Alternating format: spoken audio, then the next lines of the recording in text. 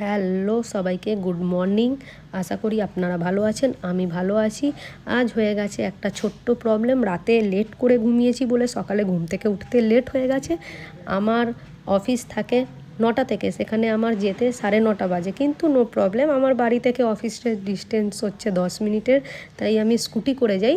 10 minute নয়, 2 মিনিটের মধ্যে আমি পৌঁছে যাই, যেহেতু স্কুটি করে যাই বলে।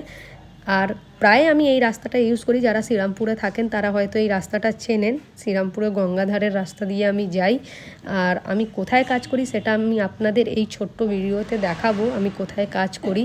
তার জন্য একটু আপনারা আমার সাথে ভিডিওতে থাকুন এবং কমেন্ট করে অবশ্যই জানাবেন যে আমি যে জায়গাটায় কাজ করি সেটা অনেকেরই অপছন্দের হতে পারে, কিন্তু আমার ভালো লাগে ওখানে কাজ করে, লোকের হেল্প করে, প্লাস একটু সেবা করে ভালো লাগে।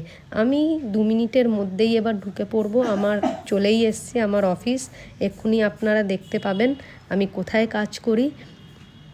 প্রবলেম একটাই হয় যে রাস্তাঘাট ভিড় থাকে বলে ওই রাস্তা দিয়ে যাই না, আমি এই ইজি রাস্তাটাকে চুজ করেছি, এইটা দিয়েই বেশিরভাগ আমি যাই। দেখতেই পাচ্ছেন চলে এসছে, এই হচ্ছে শ্রীরামপুর সুপার স্পেশালিটি হসপিটাল যেখানে আমি কাজ করি।